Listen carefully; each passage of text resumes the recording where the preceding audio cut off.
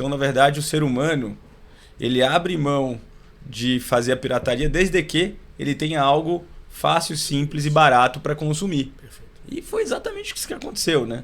Então, você começou aí com o movimento do iTunes, com um modelo um pouquinho diferente de música, exploração da música, né? Você tinha que licenciar música a música. Só que aí depois logo veio o Spotify com um modelo em que você escuta, paga uma assinatura apenas, que é um modelo que ainda merece alguns ajustes, mas tá aí, né? Sim, tá indo bem.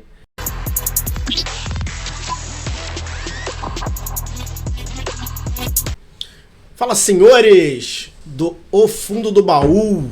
Estamos aqui mais uma vez, eu e meu amigo Marco Saravalho. Tudo bem, Marquinhos? Melhor agora, né? Começando mais um episódio do Fundo do Baú, agora esse especial. A gente já vai ver que tema que é esse hoje.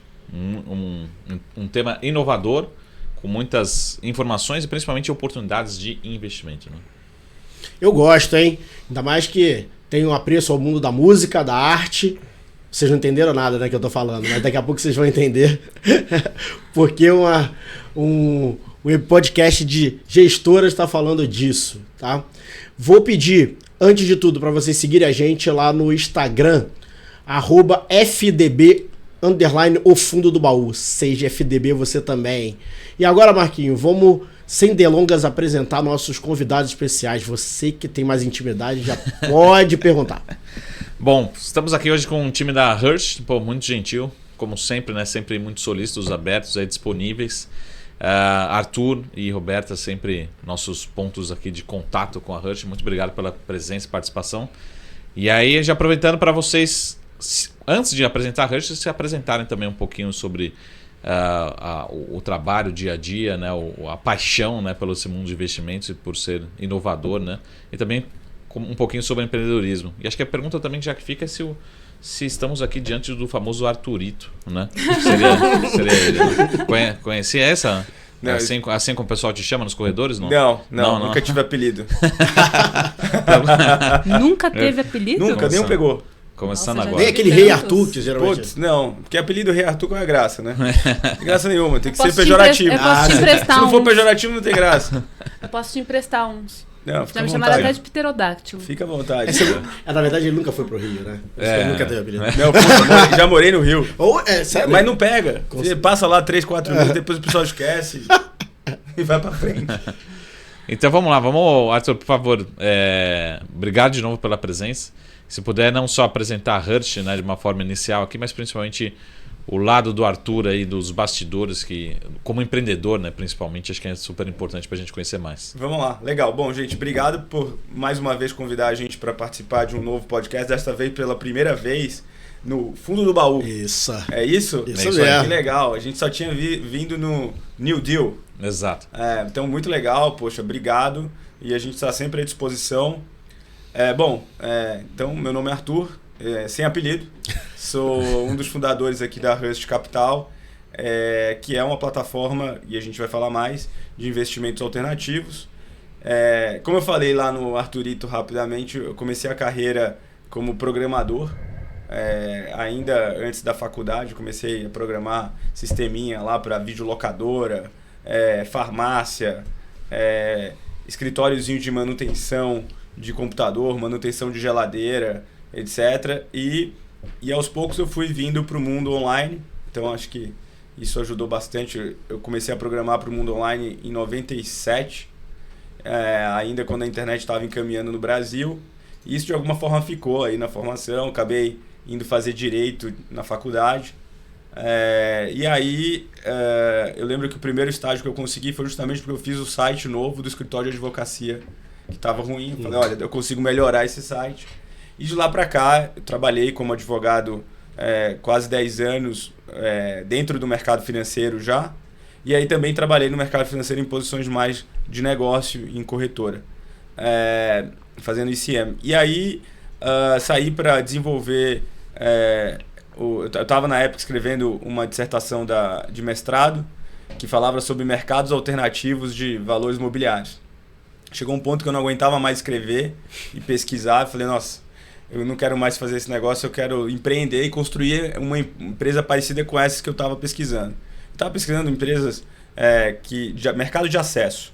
Então, aquelas iniciativas que fizeram com que empresas que ainda não estavam aptas por tamanho a ser listadas, a ter algum tipo de negociação e levantar capital em algum mercado de acesso mais institucional. Então, eu estudei um pouco o que estava acontecendo na Inglaterra, lá com o AIM, né, Alternative Investment Market da London Stock Exchange, e iniciativas parecidas como essa tinha na Itália, na China, e estudei também nos Estados Unidos que tinham plataformas de investimentos em empresas fechadas, que hoje uma foi comprada pela Nasdaq e a outra fechou. Então, uma chamava Shares Post e a outra chamava Second Market.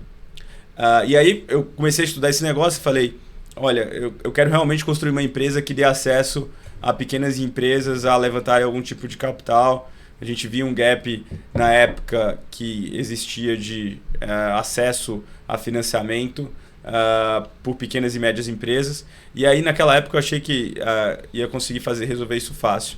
Lei do engano, aquela ingenuidade boa que move o empreendedor, mas que com fé em Deus a gente não desiste, né? E aí a gente está aqui depois de 10 anos empreendendo com a Rush Capital, e por que não dizer que de alguma forma a gente consegue tornar o mercado de capitais e trazer soluções de funding para ativos que antes estavam isolados, né? Então, de alguma forma, tudo que eu estudei ali e tudo que eu vivi como empreendedor ao longo desses 10 anos ajudou para chegar até aqui. Acho que, em linhas gerais, para não demorar muito, é isso. Deixa eu só para reforçar esse ponto, você já falou Inglaterra, Itália, talvez um pouquinho nos Estados Unidos, mas continua sendo o seu benchmark, no sentido de ter uma referência em mercados, em empresa, tem alguma empresa que você tem como referência. É engraçado que você não citou a Ásia também. A Ásia usualmente é sempre vanguardista em tecnologia, enfim. Como é que está outras regiões, né?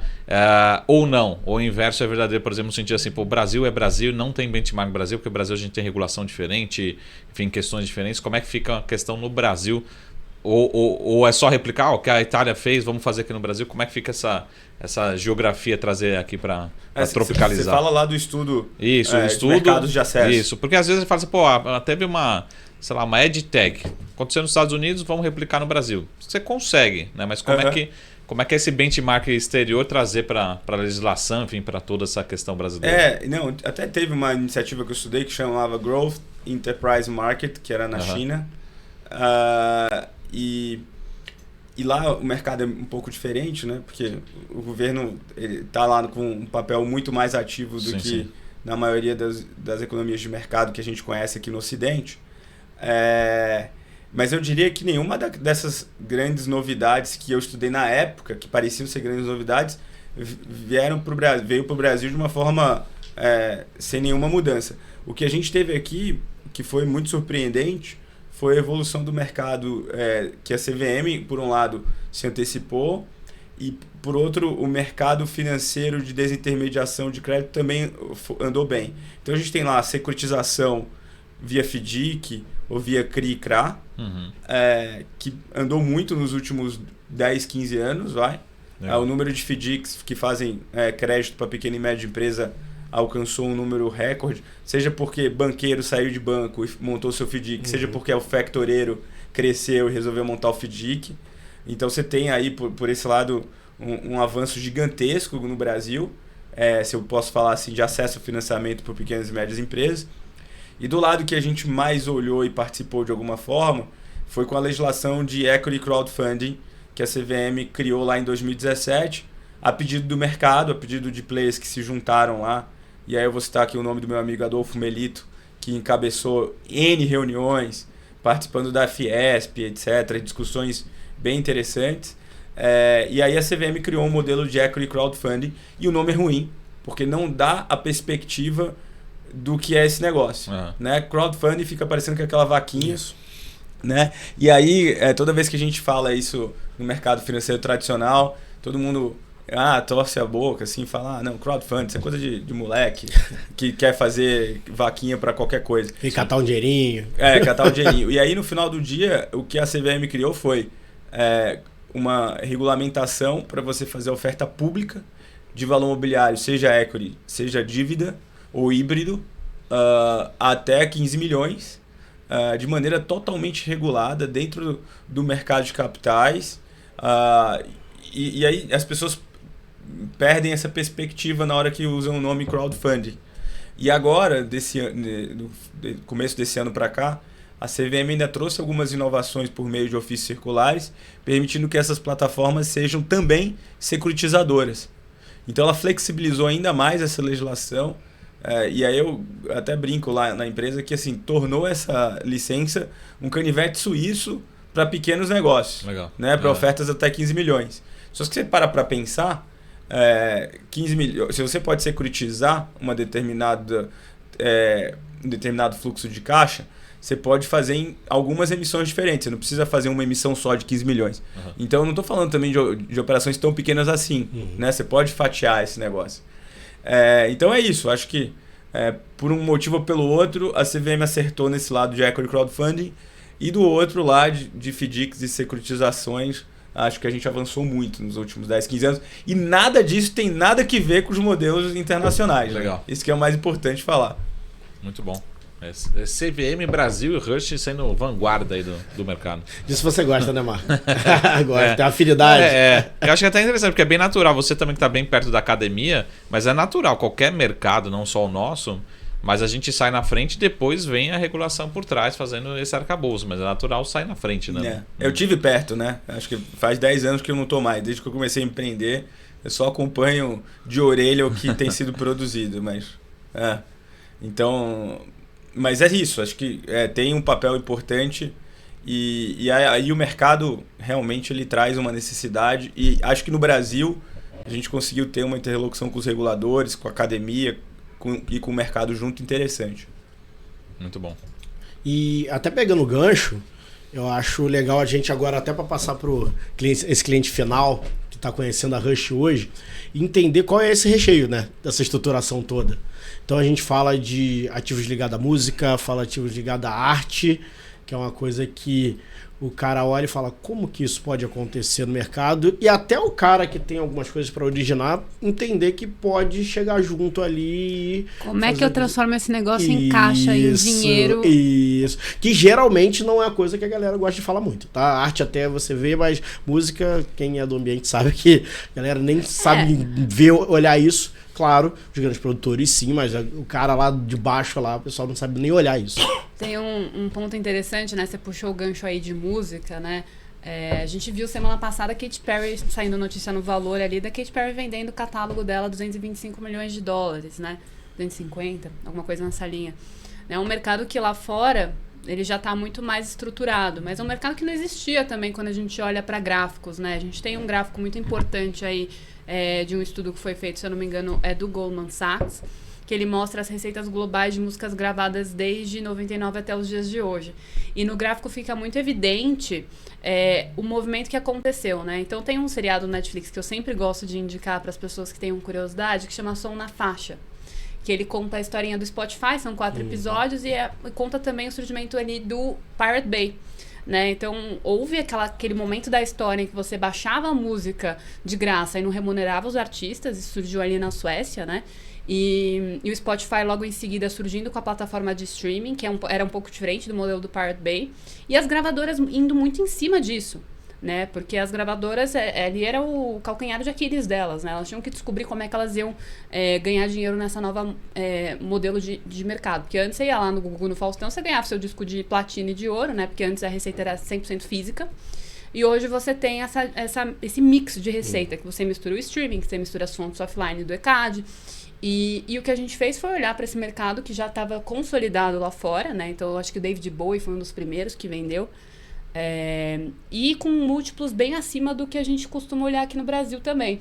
E aí a gente começou a buscar oportunidades no mercado em que, acho que Toquinho, Luiz Avelar, a gente tem alguns cases de sucesso muito bacanas, porque dentro desse mundo de música, a gente pode ter vários perfis de risco, né? Então é diferente de eu olhar para o catálogo de um sertanejo muito famoso, que às vezes a receita dele vai vir ali do show que ele faz, do streaming, das playlists, versus eu olhar para a carteira, para um catálogo de um produtor de trilha original. O que é um produtor de trilha original? Você assiste a BMC News, você tem as trilhas da BMC News. Você assiste o Globo Esporte, você assiste o Jornal Hoje, você tem as trilhas ali daqueles programas, né? E quem produziu vai sendo remunerado conforme isso vai passando. É diferente o perfil da Globo, por exemplo, que eu dependo do Ibope. Então vai passar na Globo. Sim. Então é uma receita mais líquida e certa do que quando a gente olha para o mundo de streaming, que é mais pulverizado. Então, é interessante porque a gente traz para o investidor, poxa, ele poderia comprar a ação da Warner, ele poderia comprar a ação da Sony, né? Mas a performance que esse ativo vai ter dentro da carteira do investidor, ele é muito diferente do que você ter direto o ativo, né? Que no final do dia esse é o business das gravadoras, né? Então, acho que esse mundo de música ele é bem interessante porque a gente está muito acostumado a ver os grandes, a Katy Perry, o David Bowie, o Toquinho trazendo para o Brasil, né? Mas a gente não precisa trabalhar necessariamente com o intérprete. A gente pode trabalhar com o compositor, com as pessoas que fazem o fonograma. Então, a música também ela tem várias partezinhas que elas vão sendo remuneradas de formas diferentes. E o nosso capability aqui é basicamente conseguir organizar essas informações, né, e transformar isso num instrumento de investimento para o investidor que traga aí uma rentabilidade bem mais bacana do que ele teria num mercado que a gente chama de tradicional, né? Então, essas oportunidades que a gente tem falado, né, elas costumam estar em mercados privados, né? Claro que, como o Arthur comentou, a gente está evoluindo em questão de regulação, né? Então, a gente já está olhando a emissão de CR para ter o catálogo da música ali dentro do CR. Mas, até então, a gente não tinha essa sinalização da CVM. Né? Mas isso existe e a gente já tem uma série aí de cases. Inclusive, Arthur, queria que você falasse do estudo que a gente fez, né, de todas as operações da Hearst, desde o início da Hearst. A gente olhou todas elas e fez um Hearst Index, né, que é basicamente... De retorno? De retorno. Cara. Então, Arthur... E tem gente que falava que o MP3 ia matar o artista, né, lá atrás, né? E matou as gravadoras por um tempo, né? Matou as gravadoras e, na verdade, o artista hoje está ganhando muito mais dinheiro do que se estivesse vendendo CD, né? Acho que o MP3 matou as pequenas e médias gravadoras e as grandes ficaram aí na UTI, né? Ficaram aí entubadas por um longo período e agora elas estão ganhando dinheiro de novo. É bastante dinheiro. Então... A Golden Age das gravadoras foi mais ou menos ali no final da década de 90, em termos de faturamento. E aí começou Napster, Emule, não sei o que, Kazan, aquelas coisas todas que... Aproveitamos bem. Propagava muito a pirataria. E, cara, não tinha o que fazer, era um movimento em massa, né? É difícil você... E aí, genialmente, alguém falou assim, não, então, na verdade, o ser humano, ele abre mão de fazer a pirataria desde que ele tenha algo fácil, simples e barato para consumir. Perfeito. E foi exatamente isso que aconteceu, né? Então, você começou aí com o movimento do iTunes, com um modelo um pouquinho diferente de música, exploração da música, né? Você tinha que licenciar música a música, só que aí depois logo veio o Spotify com um modelo em que você escuta, paga uma assinatura apenas, que é um modelo que ainda merece alguns ajustes, mas tá aí, né? Sim. Tá indo bem. Bom, acho que quando a gente fala do mercado de arte ou indústria criativa ou entretenimento, eu acho que realmente existe ainda hoje uma barreira em relação ao mundo criativo em relação ao capital. Isso. E se encara isso como uma forma de, olha, eu não quero deixar que o capital influencie aqui no mundo criativo. E tá certo isso, né? De certa forma, em alguns momentos da história a gente já viu que o capital pôde influenciar e tirar um pouco... dos objetivos artísticos, criativos, aquelas pessoas que criam.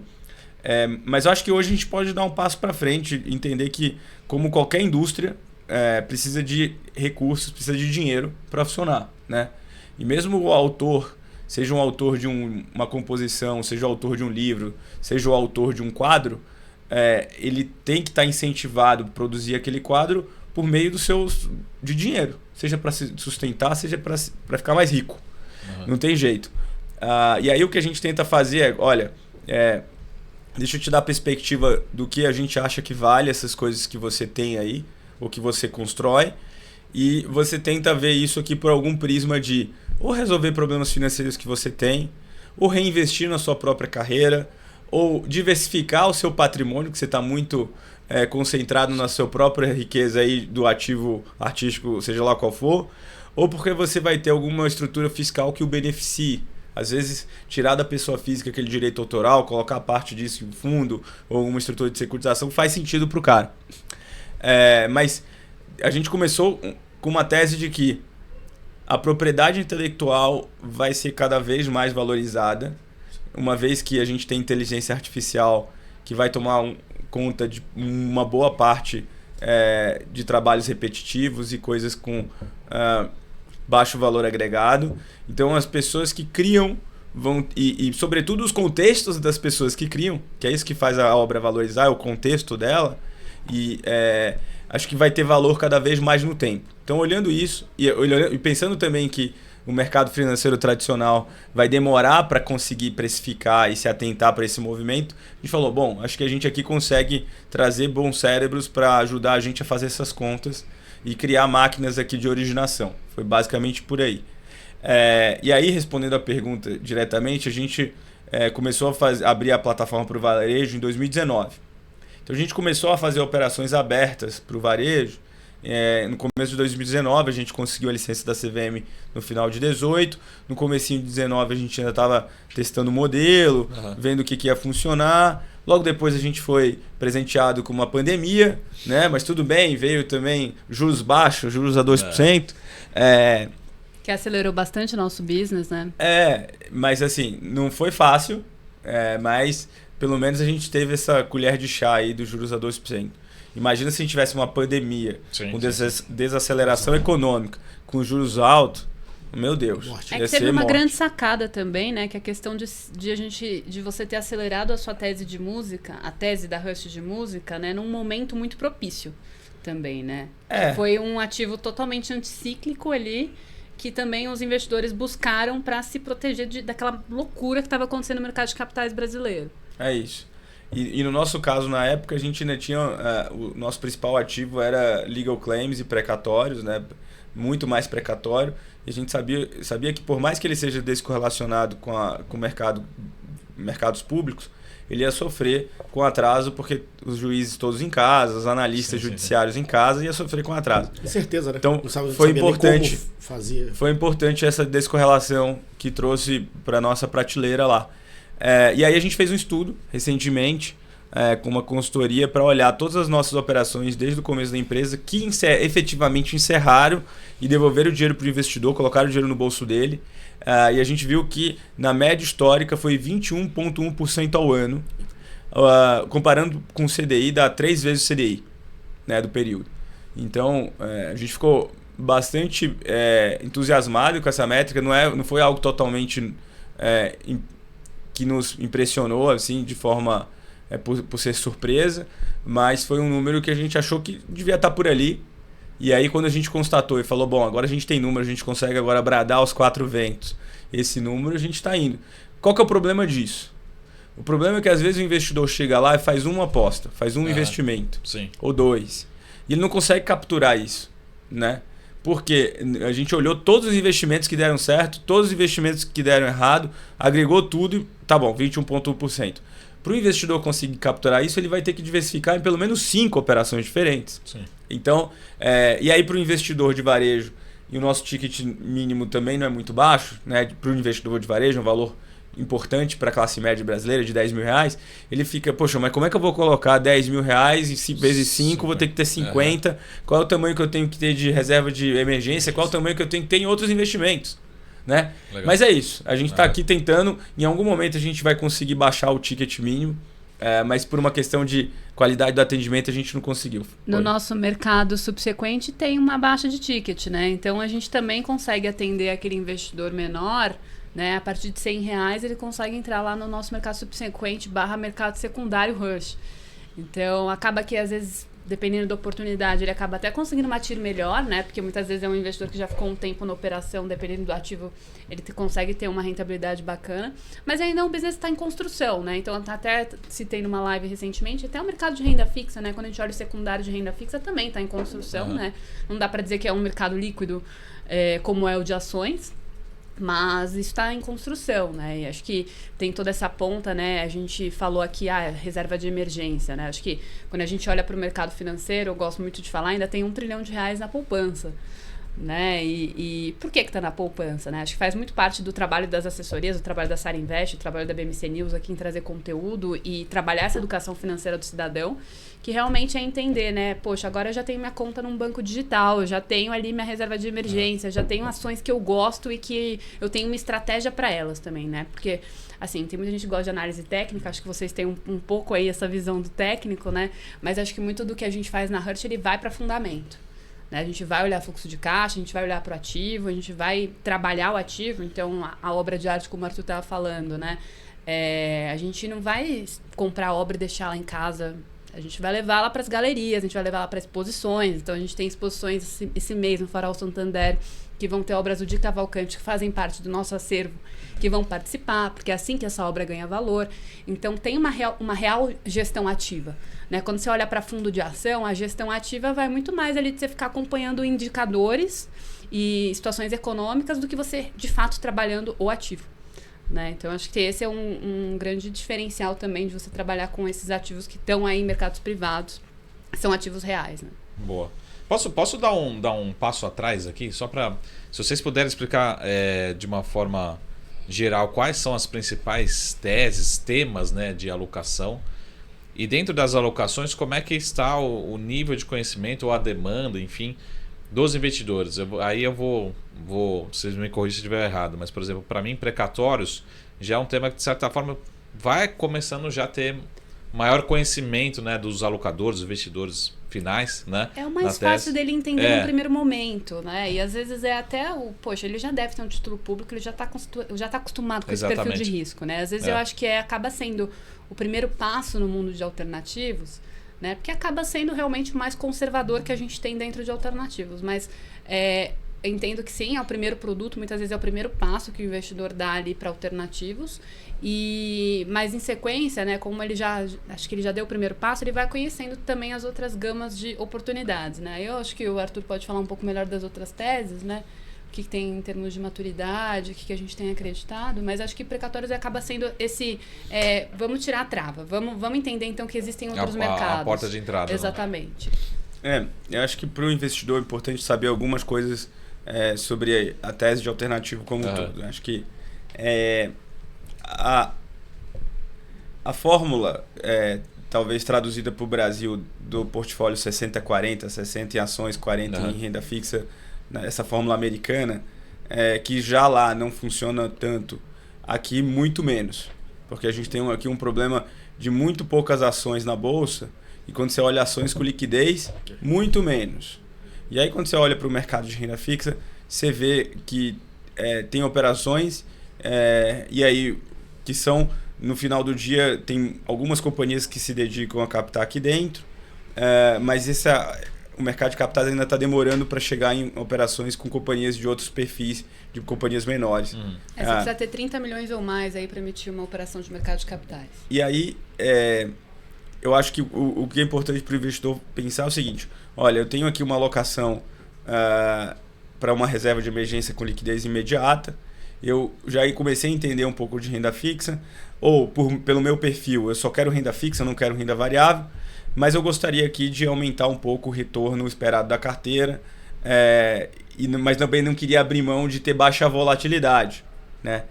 Só que para o investidor conseguir entender esses conceitos, ele tem que ter uma ajuda de um consultor especializado, de um assessor de investimento, que aos poucos vai passando para ele ali no dia a dia, na alocação, etc. É difícil para o investidor sozinho, de forma autodidata, na correria do dia a dia do trabalho, o cara que é cirurgião, o cara que é advogado, etc., capturar todos esses conceitos. Mas eu acho que com o assessor vai.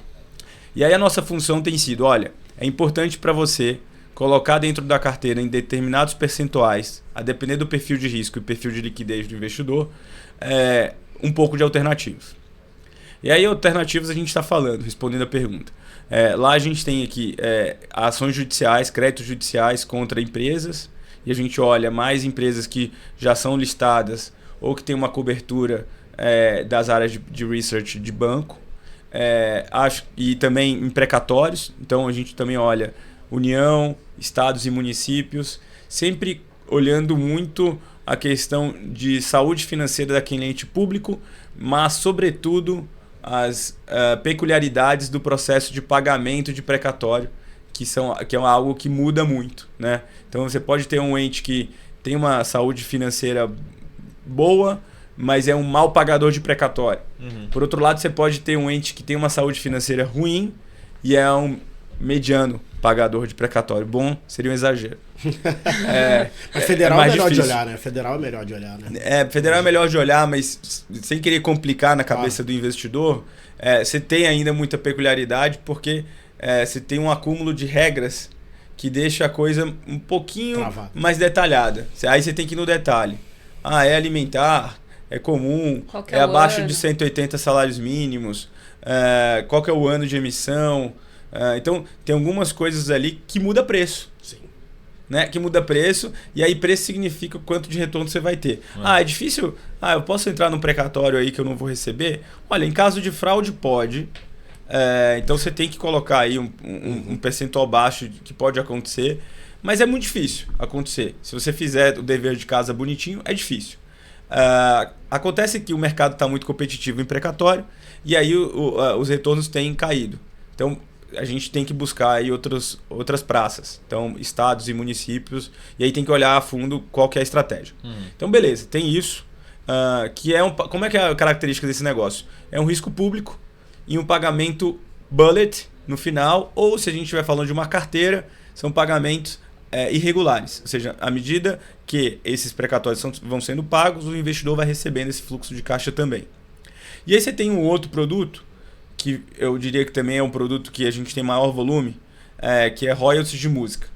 Então, royalties de música, você tem lá o compositor ou o intérprete, o artista que ou compôs uma música ou gravou um fonograma, aquilo ali gera royalties, seja do ponto de vista offline, aí, que vem arrecadado pelo ECAD, então TV, rádio, shows, vem pelo ECAD, ou do sistema de arrecadação dos streamers que vem do mundo online. E aí tem uma série de regras, como divide esse negócio, como é que gera essa receita, como é que faz esse dinheiro chegar até o investidor. Mas são pagamentos mensais, então todo mês o investidor recebe um pagamento na conta dele, que representa o principal mais juro, mas também eles são sazonais, então existe uma sazonalidade desse negócio. Então o ECAD paga certas rubricas de forma trimestral. Então, dependendo do perfil da música ou do perfil do catálogo, você vai ter uma arrecadação maior em julho ou uma arrecadação maior em dezembro, etc. Então, às vezes, é importante também o investidor saber que o fluxo de caixa ele não é fixo e não é fundo imobiliário. Não é um fundo, mesmo o fundo imobiliário é ainda irregular, porque o yield pode variar. Sim. Mas ele não é um pagamento de juros de um cupom de tesouro, de uma NTNB. Não é. Então, olha só, ele varia. E pode variar muito para cima. E pode variar para baixo também. Sim. À medida. E qual é o risco aqui? O risco é se aquele catálogo, se as músicas que compõem aquele catálogo vão ser menos ou mais ouvidas. É tão simples quanto isso. Então, o investidor ele tem a possibilidade de escutar a música para poder ajudar. Ele pode impactar para ajudar a carteira dele. A gente, inclusive... Colocar no churrasco lá a música para poder impactar a carteira dele. A gente, inclusive, teve uma operação alguns meses atrás, chamava 3 bilhões de plays. Que a gente juntou alguns catálogos também, porque... faz parte dessa questão da diversificação, exato. Porque a gente pegou o catálogo de uma compositora que fez algumas músicas da Marília Mendonça, né? Sim. Então, essas músicas já tinham muitos plays, e aí a gente juntou com outros cases de sertanejo, né? Pra trazer para o investidor realmente essa diversificação. Porque muitas vezes ele investindo sozinho, ele não vai ter um pouco esse feeling, né? Então, a gente já montou essa carteira mais robusta aí com esses bilhões de plays e montou a playlist. Então ele podia entrar lá na playlist e ficar escutando, porque cada play que ele tivesse, ele estava impactando dinheiro no bolso dele. E os ativos, também é importante lembrar que essas operações são operações que na hora que captam já não existe mais. Né? Então é importante para o investidor entender que essa 3 bilhões de plays ficou disponível, sei lá, 2 semanas e acabou. E agora é só se algum investidor quiser sair da operação. Mas tem outras. Vão tendo outras características. Buscando outras também, como vocês comentaram, né? Até na ponta de originação é algo que a gente ainda... que o público ainda não conhece tanto, mas a gente está aqui exatamente fazendo esse trabalho para que cada vez mais a gente traga oportunidades nesse perfil que tragam rentabilidades boas, né? Porque aqui a gente está falando também de uma rentabilidade que é acima de 18% ao ano quando a gente fala de música. Né? Quando a gente fala de Hearst no geral, né? Bom, também é legal falar que a gente tem outros ativos que compõem o mix de produto. Eu acho que vou tentar responder rápido, tá? Vamos lá. A gente tem obra de arte, a gente tem filme. Então, o filme também tem uma outra característica. A gente tem obra de arte também, e também um estudo profundo sobre o fundamento do autor que criou aquela obra, histórico de preço, quantas exposições ele participou, quais coleções ele está. Só para dar um pouco de exemplo que não é algo super etéreo, pelo contrário, é algo muito mais matemático do que a gente imagina. E todas essas coisas, o que essas coisas têm a ver com o Ibovespa? Suspense. De todos esses ativos mais conectados com a classe de ativos alternativos, tem a ver com o Ibovespa, e eu acrescentaria mais. Tem a ver com a decisão do Copom de baixar ou subir a Selic. Boa. Muito pouco, né? Acho que assim, Selic, acho que a gente até consegue entender que impacta e precifica muitos ativos na economia, né? Assim como o juro lá dos Estados Unidos. Agora, o Ibovespa nada, né? O que acontece com o nosso catálogo de música de qualquer um dos artistas dos quais a gente fez negócio, se o Ibovespa subir ou for penalizado no mês? Nada. Absolutamente nada. O que impacta é muito mais o que as pessoas estão escutando música ou não. Estão assinando Spotify ou não. Estão assinando qualquer outra plataforma de streamer ou não. Então, acho que isso é importante para o investidor ter em mente. Assim, se ele já tem ativos na carteira de renda fixa e renda variável, que hoje em dia está cada vez mais difícil extrair o benefício de diversificação. Se você coloca renda fixa e renda variável, tá difícil você extrair benefício de diversificação desses ativos, porque você olha no longo prazo, todos são de alguma forma correlacionados. Então, o que você tem que fazer? Olha, eu tenho que colocar um pouco mais de ativo alternativo aqui, e essas classes, como a gente comentou aqui, filme, música, obra de arte, tem essa característica e consegue entregar um pouco mais de descorrelação do que a gente tem em mercados públicos de renda fixa e renda variável. Vamos dar um exemplo. Desculpa, te cortei, né? eu ia puxar exatamente essa questão do exemplo, né? A gente, às vezes, que a gente está no mercado mesmo... Eu gostei muito. Que a gente está no mercado financeiro, a gente acaba falando numa linguagem que às vezes para o espectador que não faz parte muito desse mundo não entende, né? Mas uma reflexão que eu gosto de fazer, né, é para você imaginar, né? Imagina aí, o que você acha que tem a relação entre a Magazine Luiza, a Renner, as lojas americanas, como que essas empresas entre si elas estão correlacionadas, né? Então, quando a gente tem uma questão tributária, então como a gente está vendo agora a questão da tributação da Shein, das asiáticas, né, o fato de tributar ou não, como que ele vai impactar essa indústria? Né? Então, essas indústrias ela têm um beta parecido, né? Ela está no mesmo setor, então você vai ter uma correlação entre as duas. Né? Então, às vezes, você vai ter uma correlação positiva, que é as duas sobem juntas, ou uma correlação negativa, que é uma sobe e outra desce. Né? Isso falando de empresas da mesma indústria. Né? Mas quando a gente olha para bancos, por exemplo, né, eu posso falar, então, qual que será que é a relação da ação do Itaú, do Bradesco, do BTG... com o varejo. Aí a gente tem que olhar a questão de como que esse banco está exposto nesse setor, né? Quanto que ele tem na carteira de crédito dele que está alocado no varejo. Então existe de fato essa correlação porque você está ali no mercado público, o mercado que você já fez um trigger ali de qual que é o ticket mínimo, enfim... Você está falando de volumes muito expressivos, né? E quando você vai para a economia real, quando você vai para a obra de arte, até existem, lá fora existem alguns indicadores, alguns índices de arte, né? O Art Index, o Art Price, né? Que eles fazem alguns estudos, mas de novo, né? Você está falando de um instrumento de mercado tradicional versus o que você pode ter ali, a obra que a gente vai fazer toda a gestão dessa obra e você vai, de fato, é igual você comprar um apartamento. Né? Você comprou um apartamento, você reformou e você vai vender. Né? Então, acho que esse é o exemplo, às vezes, um pouco mais simples, né? E pensar também no tipo de acesso que você tem àquele mercado. Né? Porque, por exemplo, a gente pode comprar ação da Netflix. Né? Eu vou depender da Netflix, gerenciar o fluxo de caixa dela, contratar funcionário, reduzir custo e gerar lucro para eu ter meu dividendo lá daquela ação. Ou eu posso comprar o produto final que a Netflix vai comprar para ela crescer tudo isso. E não é só a Netflix que vai querer comprar esse produto, é todo o mercado de streaming. Então, como que eu estou escolhendo me expor a mercados que eu acho que vão crescer? Né? Então, acho que essa é a grande sacada aí. Bom você falar isso, que agora eu venho acho que a pergunta que eu elaborei sobre a questão de como vocês se comportam junto principalmente à questão dos fornecedores. E aí eu explico. Você falou sobre a questão de como a distribuição, né? Assessoria de investimento, consultoria, a gente que vende assessoria.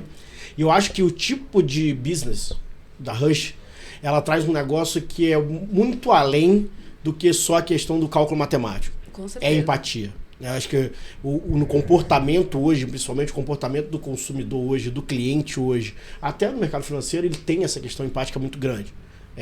O private equity ele cresce muito por causa disso, né? Eu coloco na empresa que eu entendo, que eu sei qual é e eu gosto do setor. Basicamente tem muito essa linha, principalmente para aquele cara que não é trader, né? Nesse sentido. E como vocês se comportam indo para o ativo direto junto o outro lado, né? Empresários, curadores, que a gente sabe que tem isso, e esses caras têm que ter educação também para ver alguma vantagem do produto, para chegar até o artista, vamos colocar. Geralmente não é direto com o artista, alguns sim, alguns não. Então como que é realmente essa dinâmica de, cara, avaliações e organização? Como que é isso, cara? Isso é uma ótima pergunta, porque isso vai levar a explicar um pouco como é que a gente se organiza, né?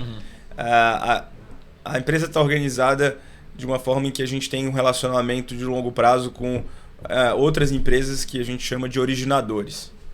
Então, essas outras empresas que são originadoras é que de fato encontram o ativo na economia real, precificam, fazem toda a negociação com aquele antigo dono ou titular, fazem a due diligence e criam uma projeção de fluxo de caixa para aquele ativo. Lá na empresa a gente tem alguns especialistas que se relacionam com essas originadoras, e são pessoas que já entendem desse mercado, e aí eles conseguem fazer a dupla checagem em relação a tanto que é modelagem financeira, como é a parte toda de contratos que foram firmados por aquele originador. Então, hoje, se alguém bater na Rush falando, olha, eu tenho um catálogo de música que quero vender, é difícil que a gente consiga atender. Por quê? Porque a gente precisa que o ativo, por mais que ele seja um ativo in natura, um ativo cru, a gente precisa que ele já venha com toda a parte de pesquisa feita, com toda a parte de modelagem financeira, com todos os contratos já em ordem. Então, e aí com isso eu consigo fazer a dupla checagem com o time que a gente tem lá para estruturar um produto de investimento. Então a gente não faz nada sozinho, a gente precisa dessas empresas que são chamadas de originadoras. Na prática, só para ficar claro, né, não é que você vai chegar na Hearst com uma oportunidade e você vai ficar no limbo, não. Você vai chegar na Hearst com uma oportunidade, a gente internamente vai conversar com a Move, vai entender apetite, vai ver se a gente já não conversou com esse artista antes, vai ver o que é histórico de negociação, e uma vez tendo apetite para a gente olhar essa oportunidade, a gente assina o NDA, né? A gente faz toda essa checagem, essa análise financeira que o Arthur está comentando, para de fato a gente chegar ali numa proposta que possa fazer sentido para ambas as partes, né?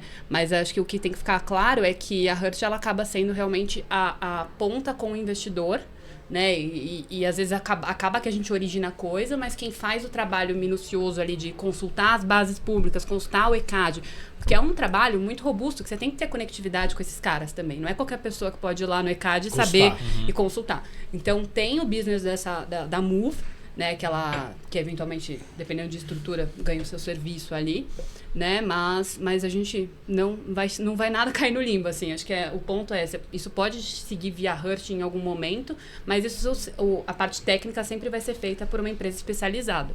É isso, muito provavelmente se chegar uma oportunidade pra gente de algo que ainda está num estágio muito cru, a gente vai indicar uma das originadoras com as quais a gente já trabalha para que a originadora estruture esse ativo e nos chegue já no momento de securitizar e tokenizar esse negócio.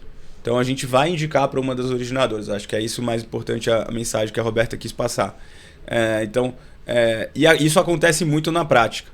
Então, vira e mexe a gente recebe solicitações de intermediários, de precatórios, ou de intermediários de artistas, ou pequenas incorporadoras, e levam pra gente algumas oportunidades e falam, olha, melhor você falar com essa empresa aqui que é a originadora, a gente indica, e essa empresa toca aqui o negócio, porque aqui a gente só consegue fazer, e aí foco é fundamental, a gente não vai conseguir fazer tudo, e depois a gente consegue vender aqui na plataforma, se você conseguir um negócio ali. Inclusive, agora a gente está no momento de trazer novos originadores. Então, assim, O pessoal que tiver... Isso agora. Como pessoal está a que tiver evolução dessas originadoras para avaliações? Como está essa evolução? É isso, assim, A o galera pessoal tem que te acompanhar, né? Perfeito. É muito boa a pergunta. Se o pessoal que estiver assistindo a gente, que tiver um negócio de intermediação e quiser transformar esse negócio num negócio de originação, e a diferença é muito importante. Intermediação é aquele cara que pega o telefone, você tem isso? Tem, então peraí que eu vou arrumar um comprador. Liga pro outro, arrumei um comprador. Isso é intermediário. E não é o que a gente gostaria, não é o que a gente consegue atender. Esse intermediário a gente vai ter que, de novo, conectar numa originadora. O que a gente precisa eu sou um intermediário, ou eu já tenho uma originadora e já faço o quê?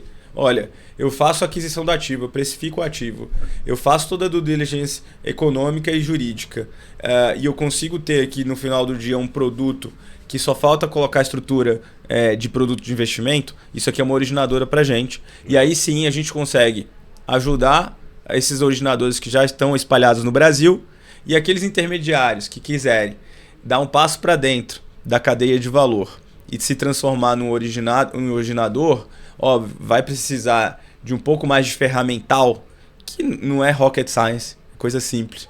Né? Começa como um fluxo de caixa descontado e depois a pessoa vai aprendendo outras coisas. Ele também pode falar com a gente que a gente ajuda. Mas é engraçado você falar disso, que hoje a gente teve um call exatamente mais cedo, né? Sobre uma possibilidade de outra originadora, né? E é bacana quando você pega um cara bem técnico, né? Por exemplo, a gente ouve muito falar de carbono. Sim.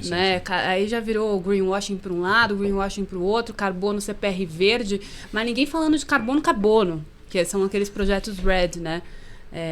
Então, é legal quando a gente pega, às vezes, um cara que já está nesse mercado bem específico e sabe dominar ele, porque é aí que sai um negócio bom, né? Porque para fazer o que o mercado já está fazendo, né, que é basicamente essa questão de você usar ali o ativo para falar que é o carbono, mas, enfim, acho que muita gente no mercado já está fazendo isso, mas não está fazendo do jeito que é o jeito certo. Né? Não que exista um jeito certo, né? Mas o jeito que é o padrão internacional, né? Então, acho que isso é um exemplo de coisas que a gente olha de mercado, né? Acho que, enfim, já veio gente querendo falar de cavalo com a gente, já veio gente querendo falar de vinho com a gente. Imagina. Né? Era essa a minha pergunta.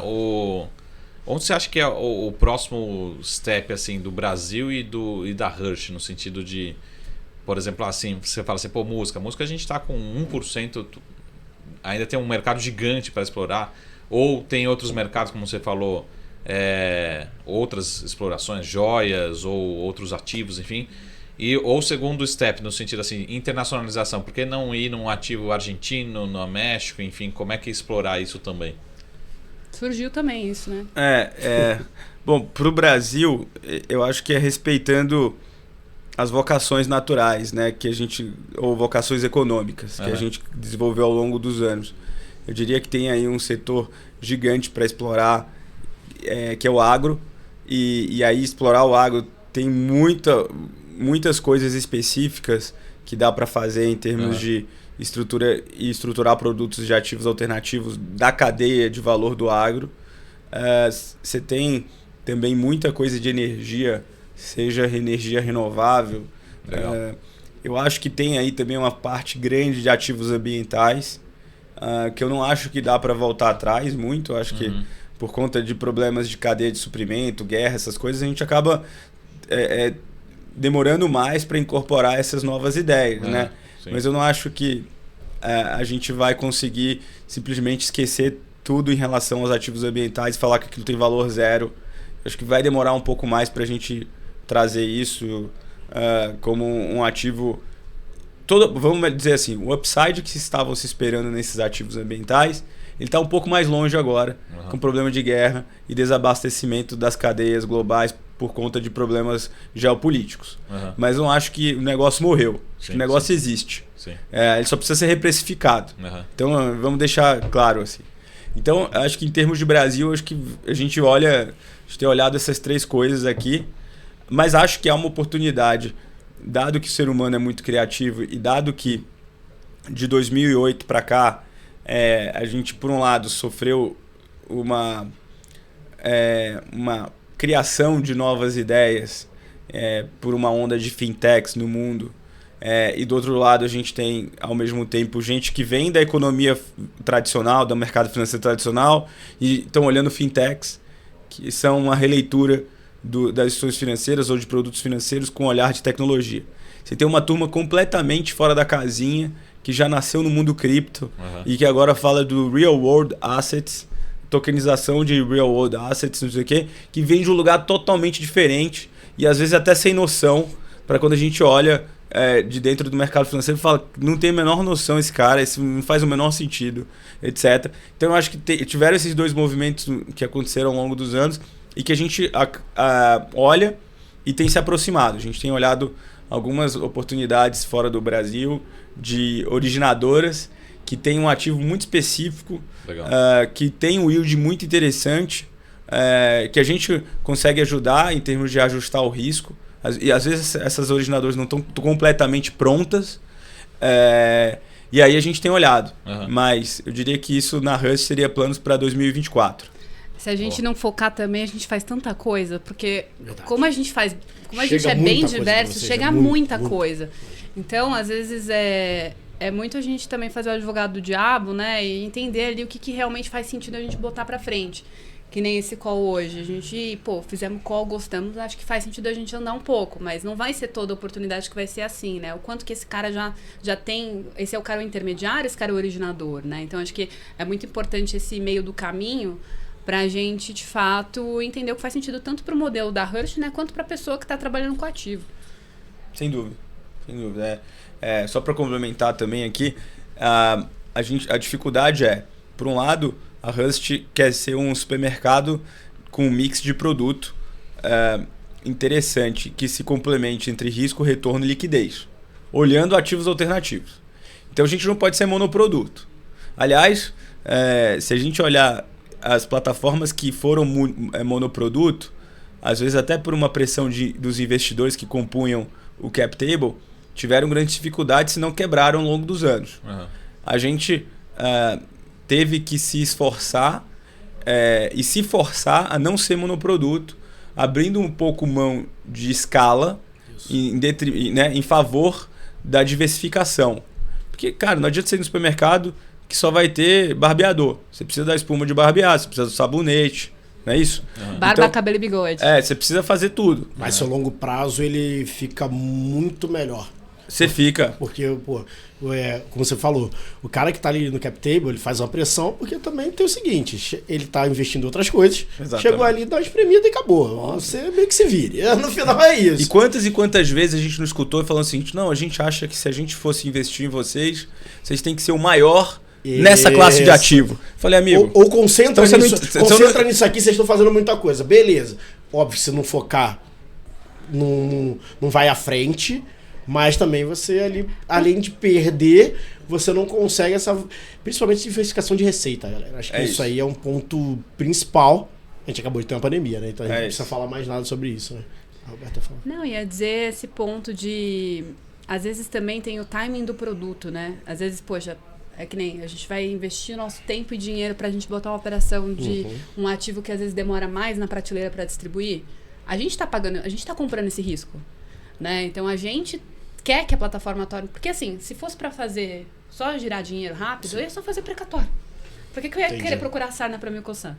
Né? Então, assim, a gente já está olhando lá para o futuro, por quê? Porque a Hust hoje é uma securitizadora, porém a gente já nasceu tecnológico, né? A gente já trabalha com o produto aí do futuro, a gente já olha para a economia tokenizada já há bastante tempo, né? O que a gente está fazendo é uma adequação aí a padrão de mercado, porque às vezes o cara está mais acostumado, o investidor está mais acostumado ali com CR do que um token, às vezes você fala token para ele vira um palavrão, né? Mas isso já está muito mais, isso já está bem consolidado dentro da casa.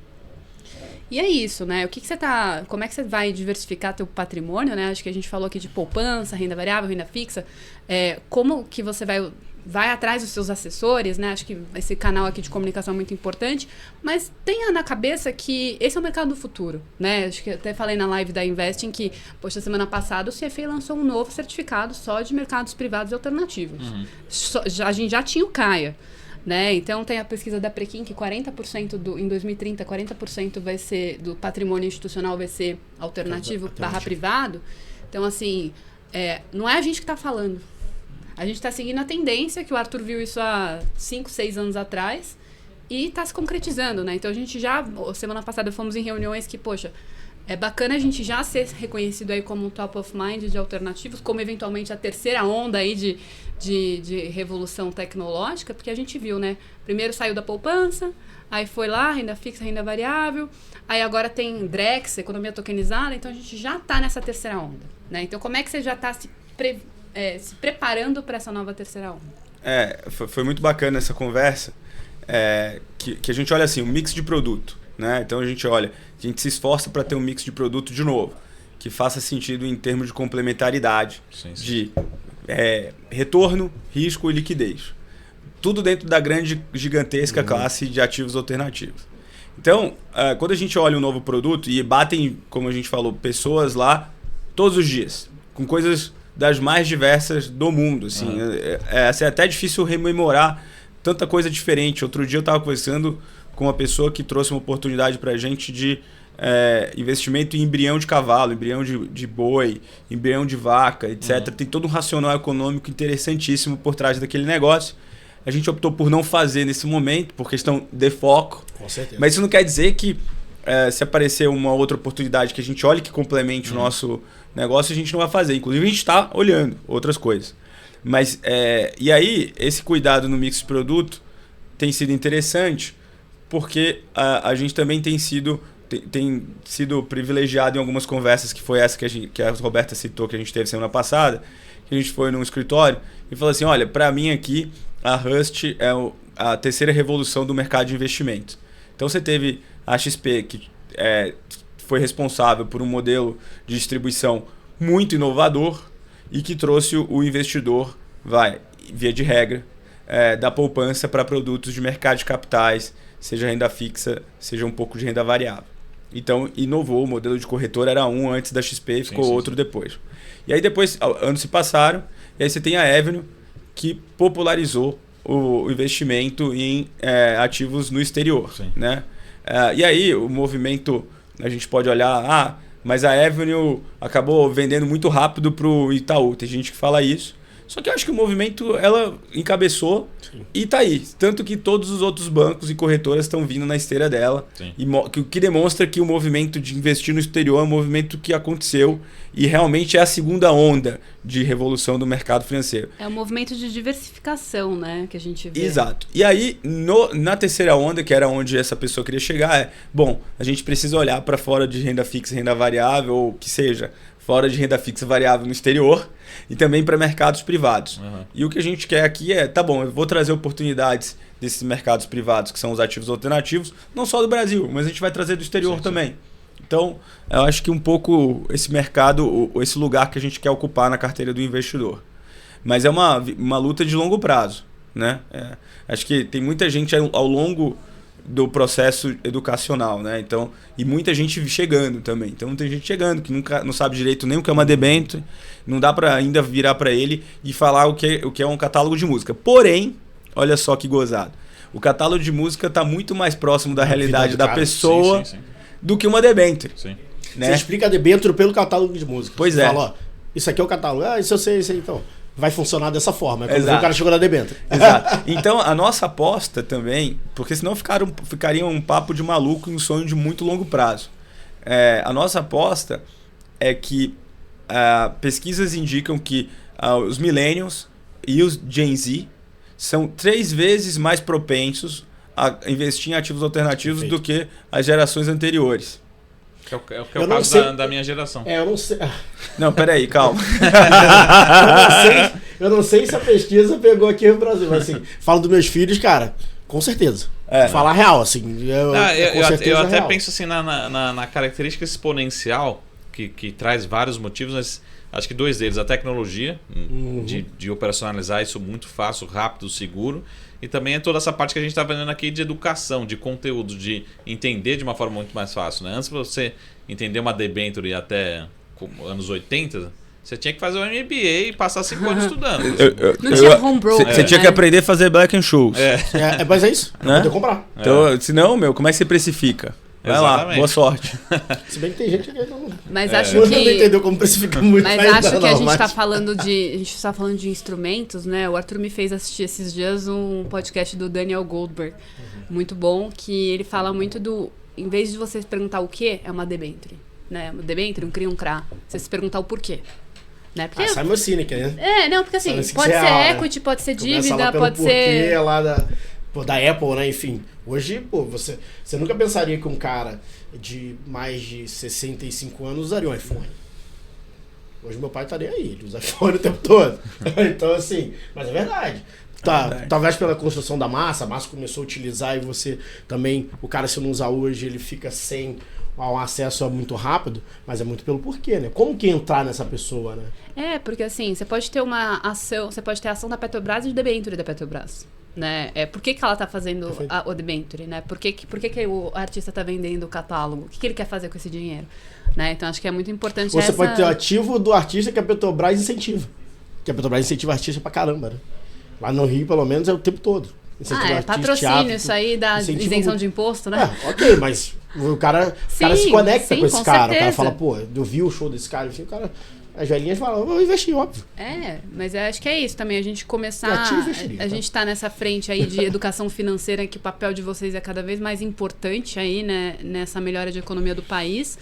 E, de fato, o que você está olhando para o teu portfólio, como é que você está definindo a tua estratégia, você é mais agressivo. Semana passada eu conversei com um investidor que só tinha ação na carteira.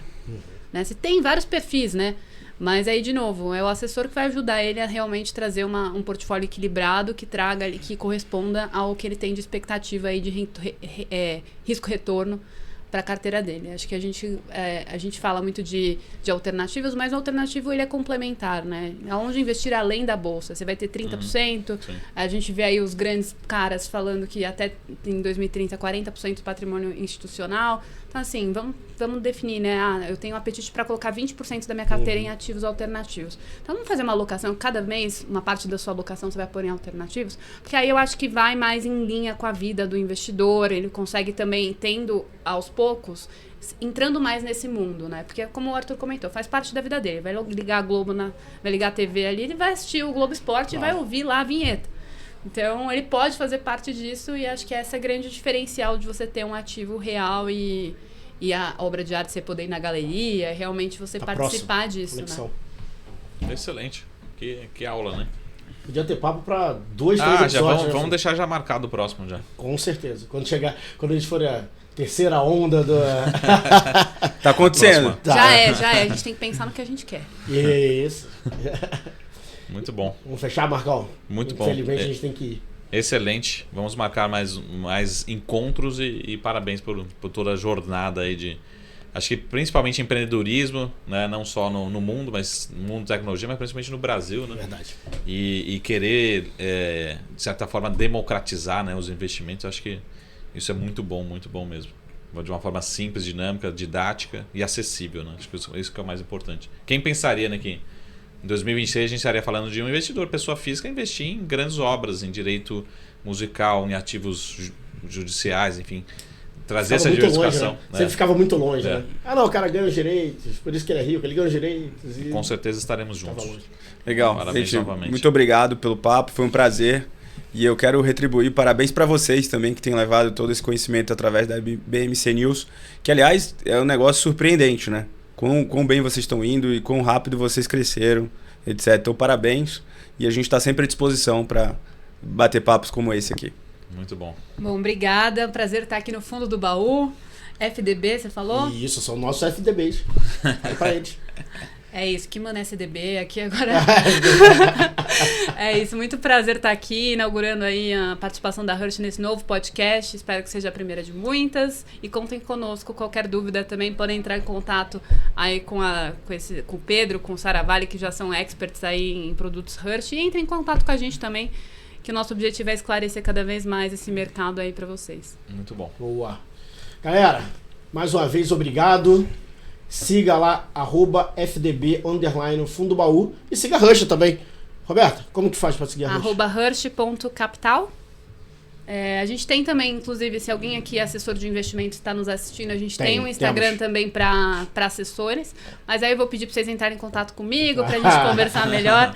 Que aí a gente apresenta a nossa solução aí de parceria, que ela contempla os dois lados, né? Tanto a ponta aí de distribuição, quanto essa ponta de originação. Tá ótimo. Eu e o Marcos Saravalli, vocês acham na rede. Um abraço, até a próxima. Valeu! Tchau. Tchau, tchau.